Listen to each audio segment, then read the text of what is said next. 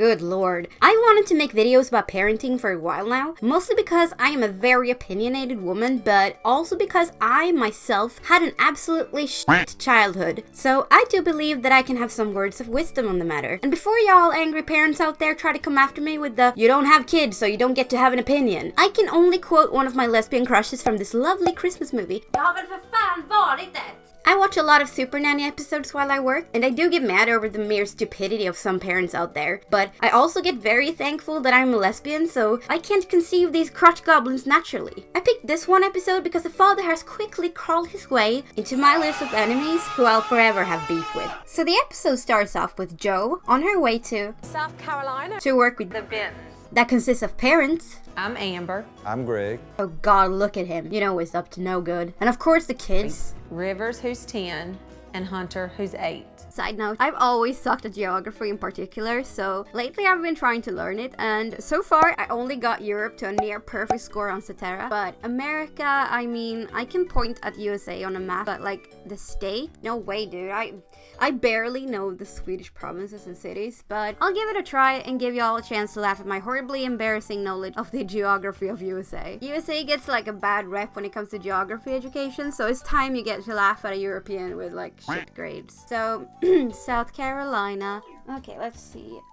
It should be about here, right? I mean, south is down here, but it's not like at the coast, I think. The accent reminds me of a girl from Tennessee that I follow on TikTok, and according to Chaperone, Tennessee is located in the south, so, I mean, I've been more wrong before, according to my Cetera score, so I'm gonna guess that South Carolina is here.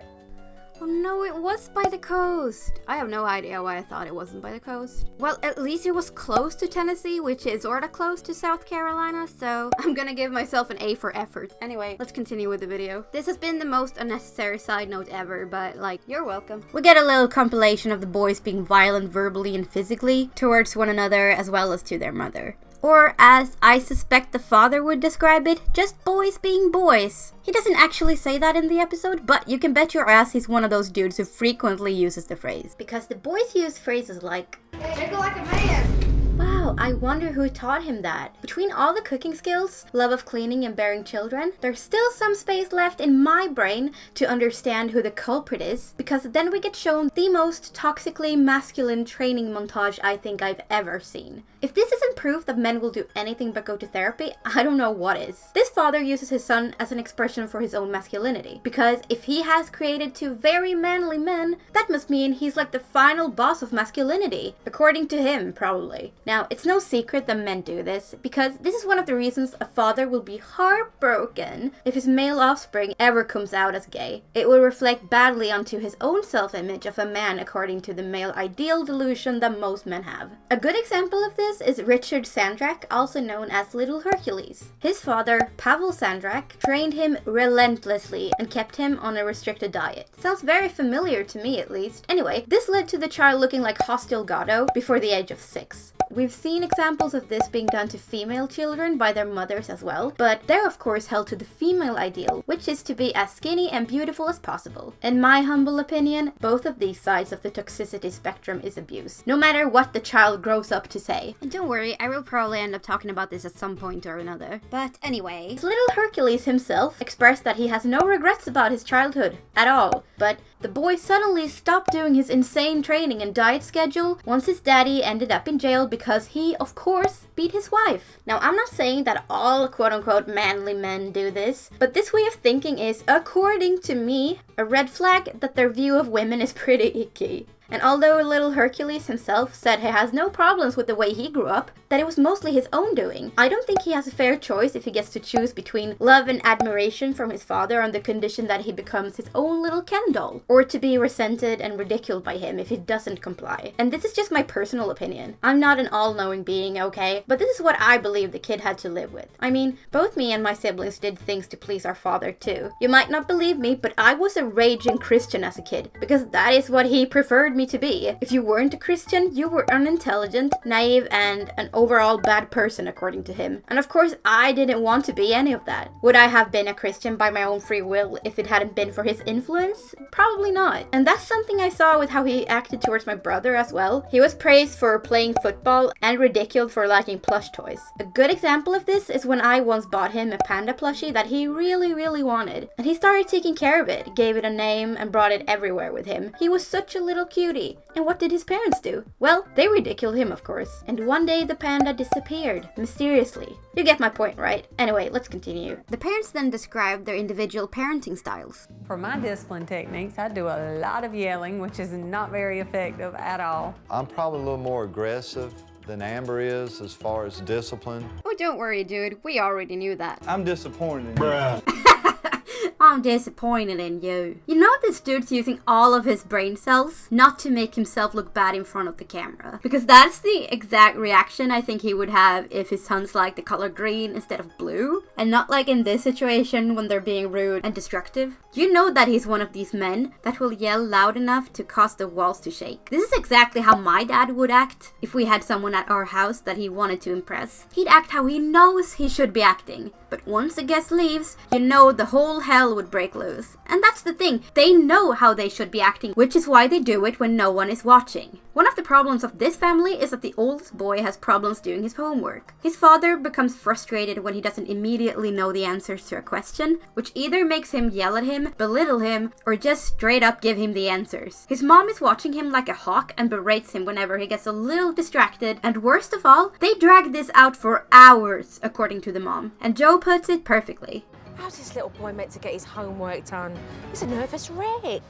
And these parents somehow still expect this literal child to be enthusiastic about his homework, when it is clearly not working and causes him to become anxious every time. And the parents still think it's the child's fault, of course. Jeez. Things escalate and it turns the whole house upside down. Hunter!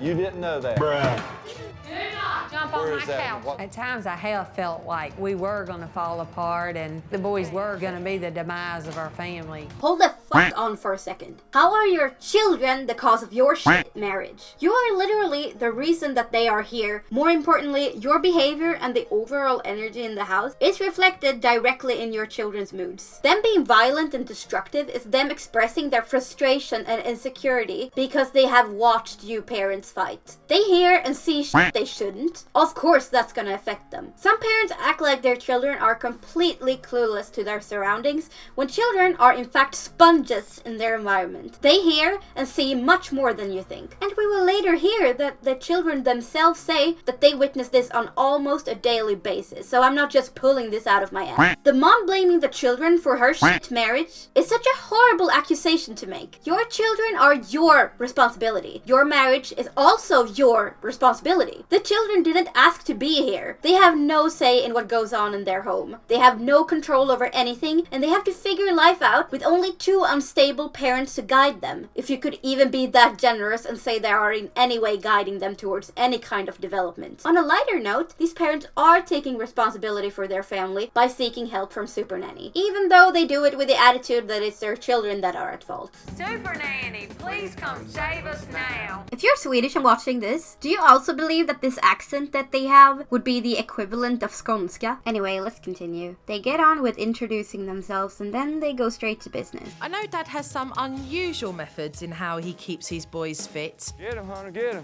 and I really wanted to ask him about it. What's the purpose of the weights? Just to help them be strong.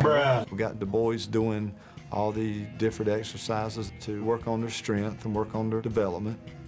Is this you've been lifting the weights and you've got the muscles?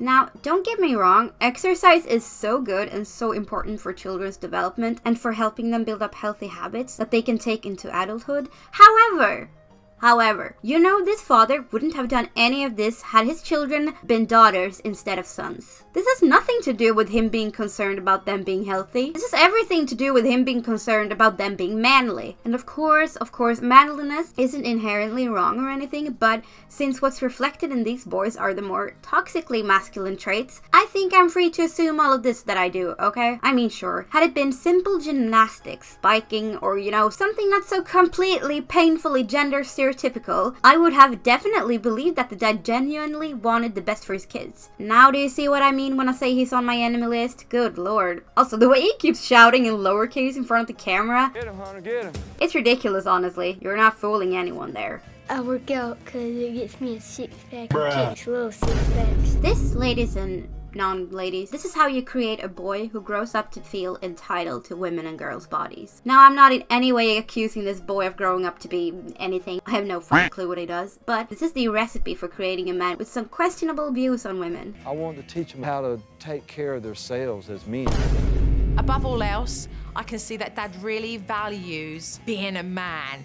Imagine having this as your goal as a parent. This is what you want to teach your kids above all else. What about compassion, reliability, honesty, or critical thinking? Because this entire episode, I saw no traces of any of those things. And if you need more proof of the toxicity this man reeks of, we get a scene where the boys just casually call each other slurs for gay people. And the mother then tells us that's a very common occurrence in their home. You know, because that's so manly. These boys should not be using a homophobic, derogatory slur. It's offensive. It's morally not right. I want people to like them, and I don't want my child to be the one that nobody wants around, which is what we've got right now. Do people talk about it? They do. You know what, lady? That is a very real possibility for your kid. You've put them in an environment where they have good risk of growing up to be violent, abusive assholes. And you better believe that they were not born like this. This has nothing to do with them being boys. It's about the environment they're growing up in. And Joe, of course, sees that too. Where do you think he gets that ugly mouth from? I don't know, he's his own person. Mum's acting all mystified about the language that the kids are using. But you know, it's not rocket science to work out where these kids are learning that language from. Then we get to see an example of the very loaded homework problem, and you can literally see the static in the air here. This poor boy, man. Before we knew it, we were into a spelling test. Gigantic. G-I-G-A-N-T. I see. I saw that Rivers was relying on Dad to give him the answers. He's not going to learn anything this way. All right, those 5 you missed, why don't you go in there and write them out 2 times each?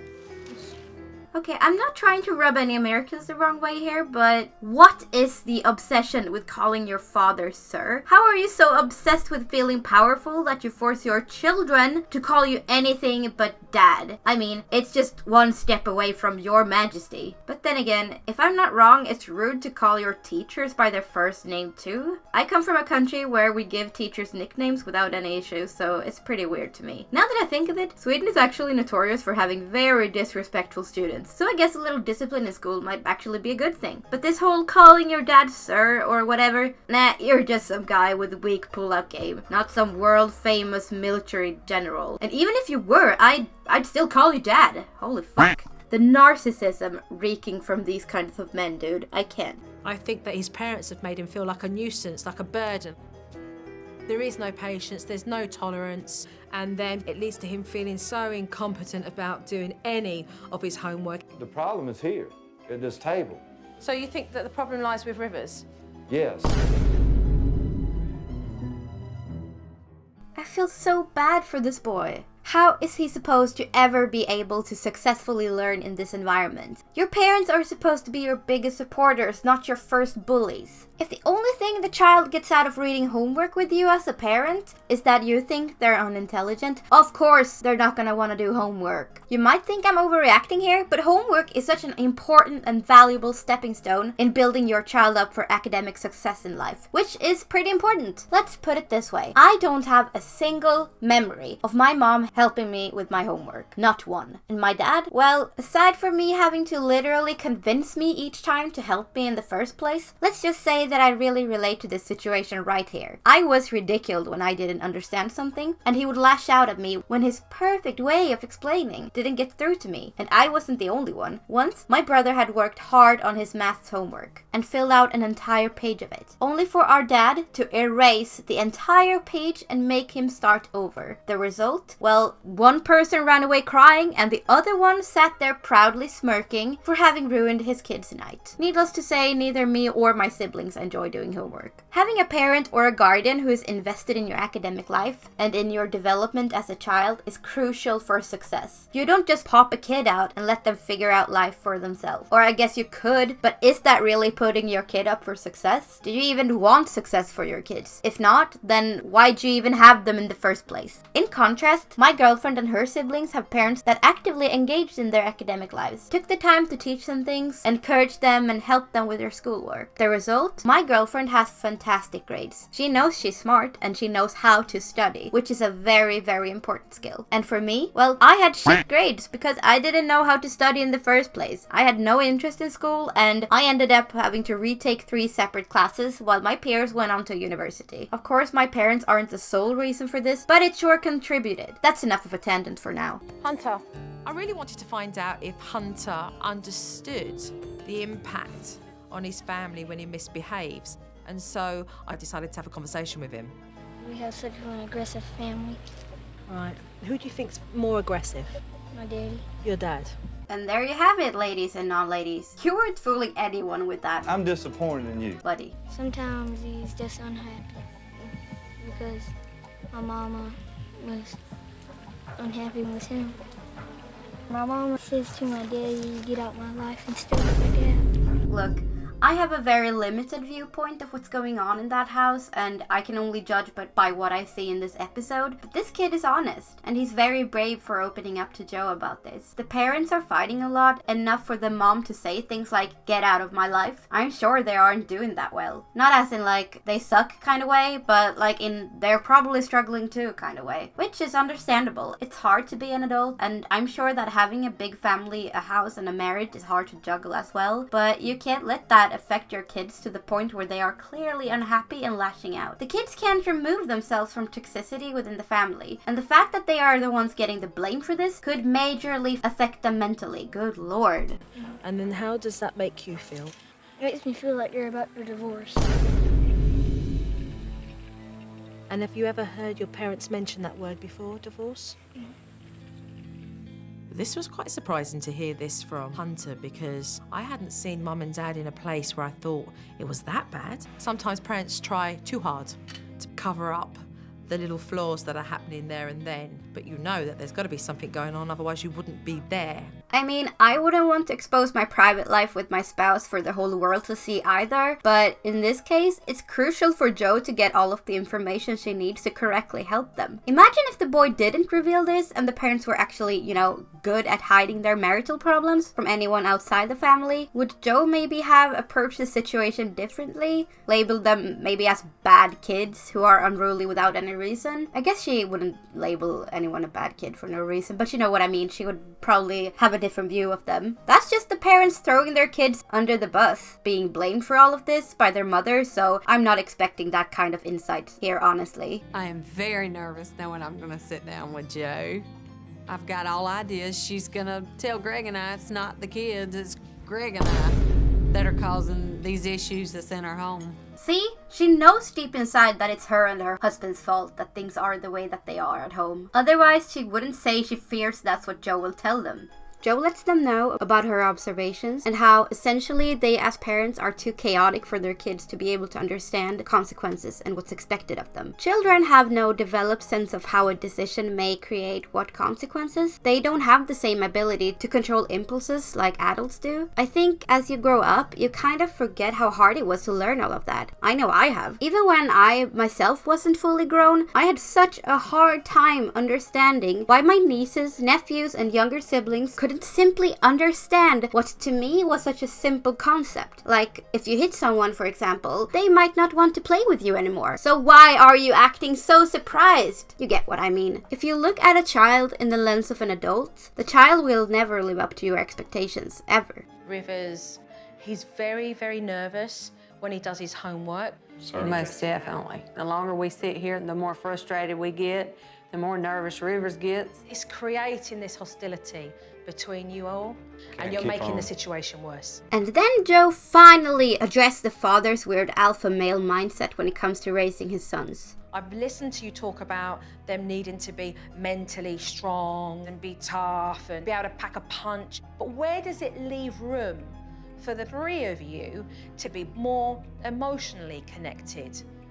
It's not unmanly for them to be in tap with their emotions. It's very important because it allows them to have smart, intelligent conversations that can lead to resolution rather than using their fists. And of course, she puts it perfectly. Look, I wasn't raised as a boy, but since I and many of my fellow lesbians started off as tomboys, I picked up on this a lot as a kid. While girls would just gossip, have silly intrigues about silly things, and invest a lot of energy into their relationships, good and bad, I'd see boys just have a disagreement about something, then they'd had a little fist fight about it, and then that's it. Either that, or just leave it be until one of them just fades out of the other's life. Because being emotionally vulnerable is for girls. But that is exactly what can create an emotionally intelligent woman and what could create an emotionally underdeveloped man. Girls invest a lot of energy into their relationships, which is why when something disturbs it, it's a big deal for them. This is how kids learn to navigate friendships and emotional connections. This could also be why straight girls are said to have too high standards, because when they meet a guy who has been raised in this macho gender role, they aren't as emotionally developed as the girls are. And since the girls are used to and seek deep emotional connections, they look elsewhere. It can leave a guy so lonely to the point where he starts to resent women and girls. On a different note, I don't quite agree that these kinds of boys are raised to suppress their emotions completely. I mean, isn't anger an emotion too? In my experience, boys that have been raised like this grow up and are quite in touch with their anger. And if you use your fists to express anger, guess how much of a well-balanced adult you'll grow up to be. The sum of the cardamom is that this way of raising his sons only benefits himself because he'll get to feel like a mega ultra alpha Chad, and it will in the end only negatively affect the sons or even possibly whoever they hang out with.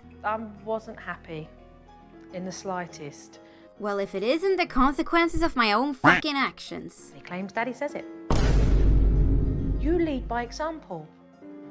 I mean, at least he admits it. That can take a lifetime for some men. It's not okay. Look at this. You've got a wife who's almost too scared to speak at the table in case it causes conflict.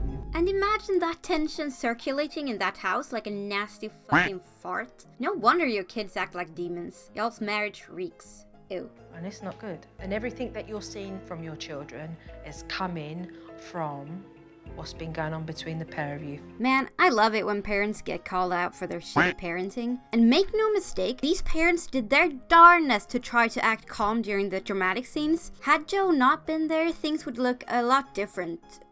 Wait, do you say look different or look a lot more different? I don't know, guys. It's been 11 years since I last took an English class. Have mercy on me, please. Hunter's scared that his parents are going to get a divorce.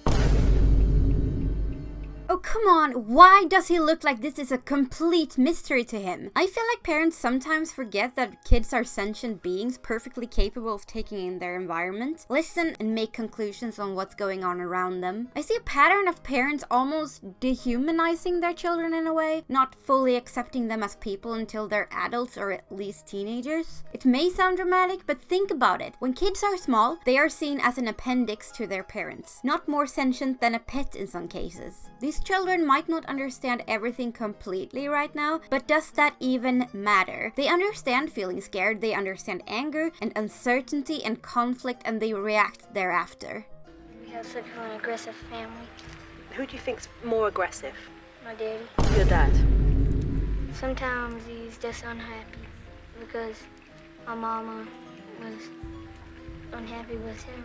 My mama says to my daddy, get out my life and stuff like that.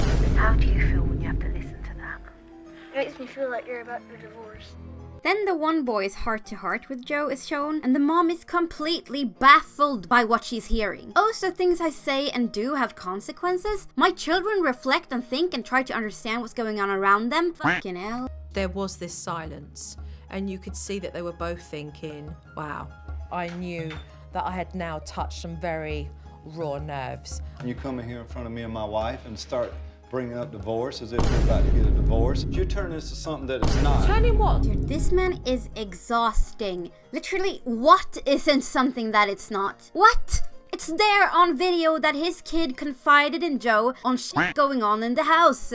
And Manly McMahon here is acting as if she just took things out of thin air. And I mean, if I had to guess, he might mean something along the lines of that maybe him and his wife said those things while angry and they didn't mean it was just in the heat of the moment, etc. That does not fucking matter. His child is legitimately scared of this and can't possibly be expected not to take this at face value. Did your parents ever threaten you that they'd call the police if you misbehaved and then you suddenly behaved? That is because children believe what is said around them. Let's put it this way. If you make a mistake at work and your boss threatened to fire you if you don't get better, how would you feel? I mean, it might have been said while the boss was worked up, but does it matter? You'd still suddenly feel unsafe and that your life could take a very difficult turn because an income is one, if not the most important thing to stay afloat in this society. And to a child, their safety and stability is literally their parents. Needless to say, no matter how emotional you are, it is never okay to act like this in front of children or to say those things around them. Yeah, I don't believe that the parents didn't mean those threats right then and there, even though they're trying to explain it away right now. He felt that, you know, he was coming off looking bad. Well, newsflash, you are bad. And I don't mean that this man is a bad person or that he doesn't love his kids, but is he objectively not parenting them good enough? Well, yeah. Then you insinuate that we're on the brink of a divorce because my child told you that. And here it is, folks, the dehumanization of children. Just because my child says something happened doesn't mean it's true. I mean, already there, like, do you hear yourself? This isn't about your child making up a story about a pink elephant in a sundress handing out lefsura at daycare. It's about a serious and very real scenario experienced at their home by you that affected them deeply. That's what it seems like to me. That's what it seems like to me. That's what she's trying to portray. No, I'm not waiting a minute, and I'm not going to be a part of it. I mean, just look how he treats his wife, for God's sake. Imagine hearing this shit on a daily basis. Imagine what that does to a child.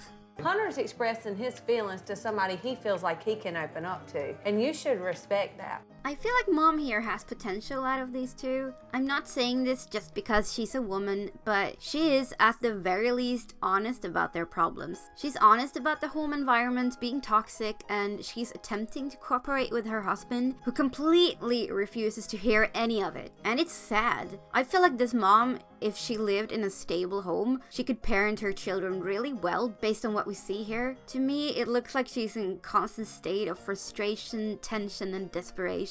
And I mean, how good of a parent can you possibly be in those circumstances? I mean, of course it isn't okay for the children's sakes, but she's only human. And you should respect that. I do respect that. No, you don't.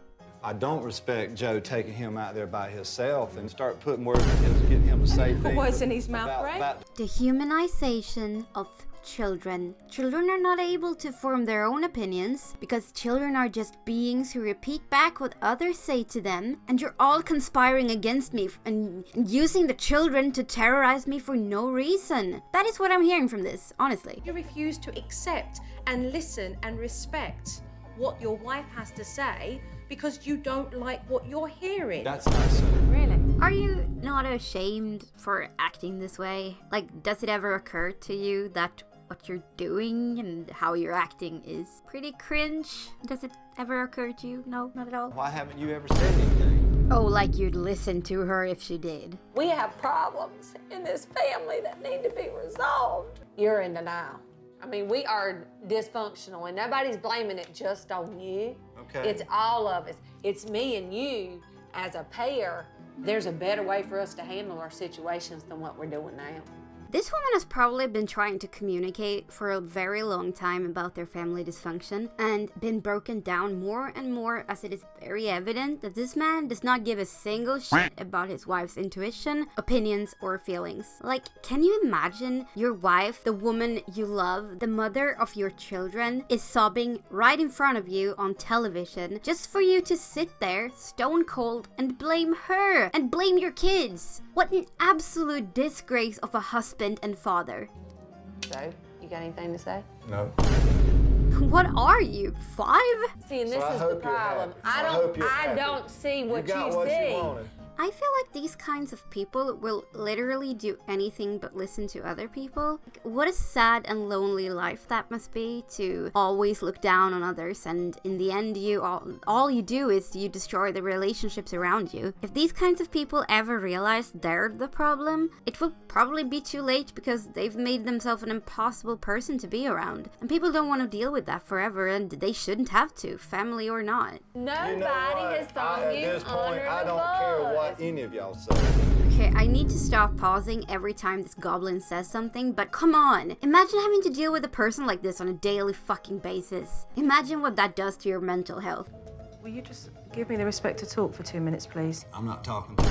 Give me the respect. I'm not even talking to you. Baby man, little baby man, little baby, baby man, little baby man. And I hope you're happy. Baby man! After some more back and forth and whining, explaining the situation at a toddler level to this grown-ass man, they move on to actually try to make some progress. They get some obvious clues on how to be better parents, like for example not shout at their kids, actually help them with their homework, and not fight in front of them. After some time, Joe sits them back to watch how they did. How can you be done with it? The first one I looked at, you ain't done. You sure that's supposed to be a 3? How about a 2? Yeah. Oh dear indeed. It's not your homework. You're a pain in the butt. Sheesh, Joe. Tell them how you really feel. Alright, now it's Dad's turn. Stop talking to me like that.